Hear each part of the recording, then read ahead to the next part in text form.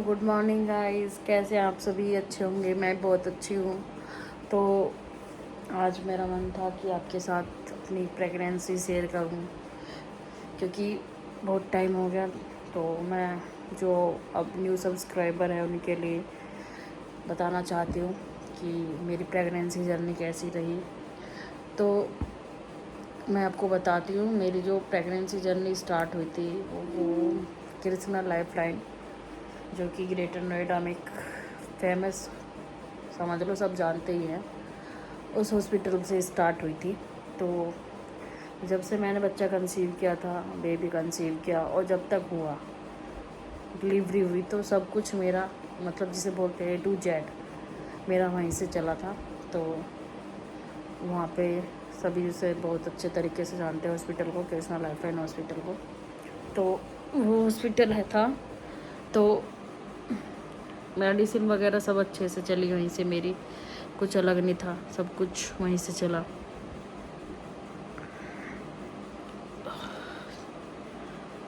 Starting हो गई वहीं से, मैंने कहीं और से कुछ भी, जो वहाँ ब्लड टेस्ट, सारे टेस्ट मेरे वहीं से हुए। A to Z जिसे बोलते हैं, सारे टेस्ट वहीं से हुए थे, कहीं और से कुछ नहीं हुआ बिल्कुल भी। तो पूरे 9 महीने होने के बाद डेट हो गई, जब डिलीवरी डेट आती है। तो डिलीवरी डेट पे क्या होता है कि मैं चली जाती हूँ। मेरा बेबी हुआ था 7 फरवरी को, 7 फरवरी 2023 में बेबी बॉय हुआ था।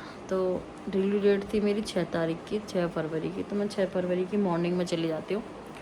मॉर्निंग में जाने के बाद, क्योंकि हमें 6 फरवरी की ही डेट दी गई थी, तो 6 फरवरी को मैं चली जाती हूँ।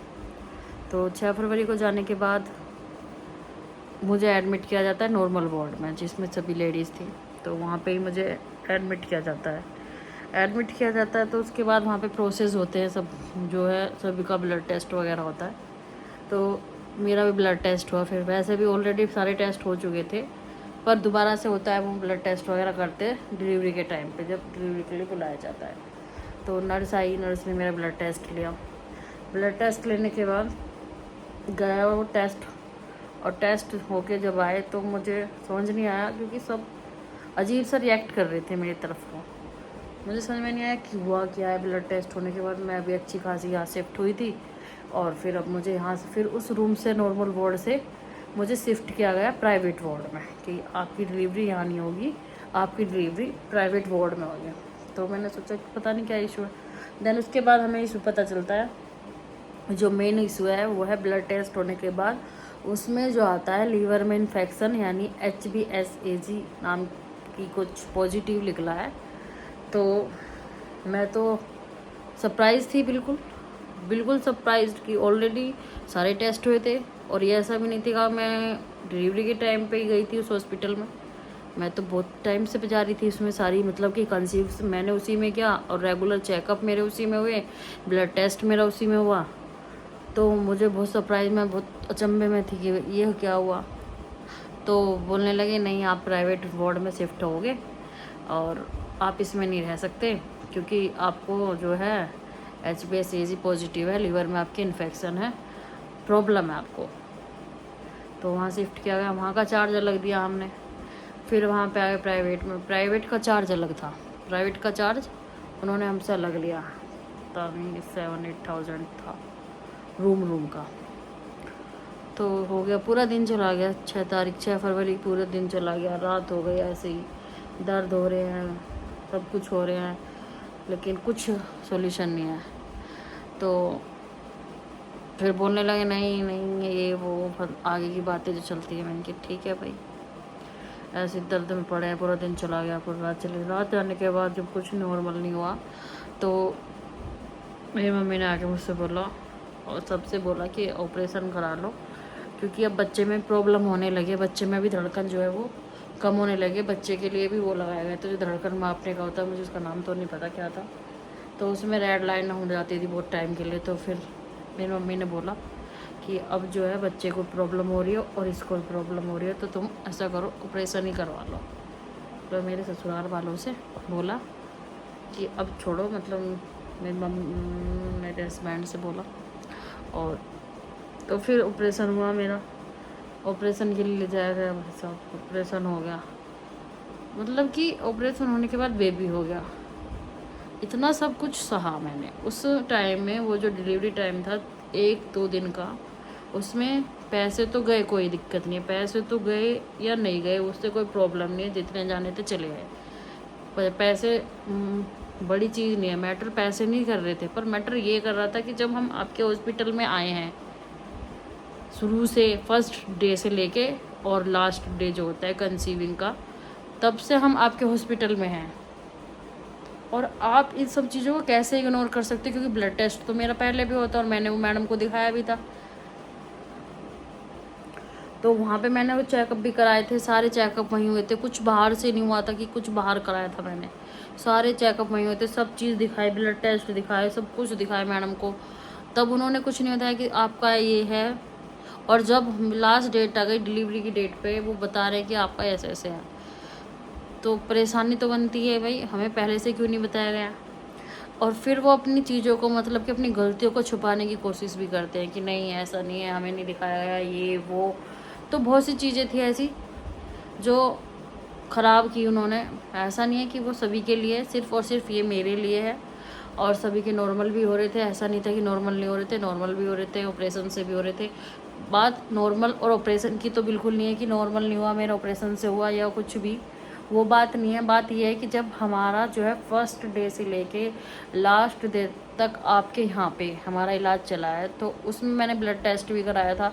तो आपको हमें पहले से बताना था कि आपको ये प्रॉब्लम है, तो आप अभी से चेकअप करा लो, आपको लास्ट मोमेंट पे दिक्कत हो सकती है, प्रॉब्लम हो सकती है, आप इस प्रॉब्लम को फेस कर सकते हो, तो आप इसे देख लो। तो तब उन्होंने ढंग से देखा नहीं, फिर अपनी गलतियों को वो जो है पेशेंट के ऊपर डाल देते हैं, पेशेंट के ऊपर हर चीज़ का दबाव डाल देते हैं। खर्चा भी इतना ज़्यादा हो गया, नॉर्मल वार्ड में कहाँ कम खर्चा था, फिर प्राइवेट वार्ड में शिफ्ट कर दिया, तो अलग अलग चीज़ें चल रही हैं।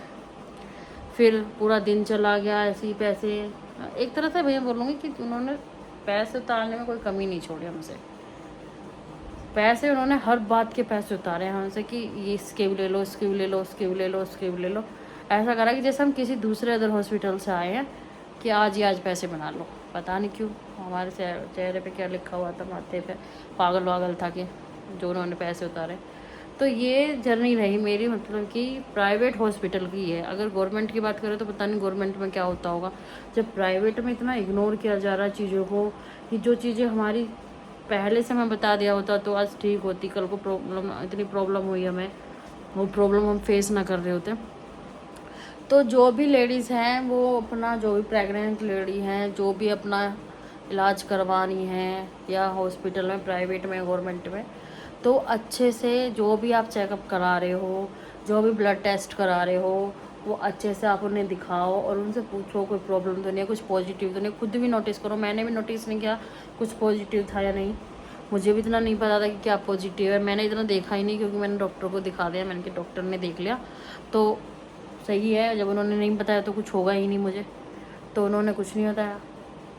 तो कोई भी ऐसा ना करे जैसी गलती हमारे साथ हुई है कि भाई एंड मोमेंट में पता चले तुम्हें ये प्रॉब्लम है, तुम्हें ये प्रॉब्लम है, तुम्हें ये प्रॉब्लम है। तो ये सब चीज़ें फेस ना करें। इसलिए मैं तो सभी लेडीज़, जो भी लेडीज़ प्रेग्नेंट है, उनसे कहना चाहती हूँ कि अपने डॉक्यूमेंट्स को संभाल के रखें। सबसे मेन दिक्कत तो यही होती है कि डॉक्यूमेंट्स इधर उधर हो गए तो वो बोलते हैं कि हमें तो दिखाया ही नहीं था।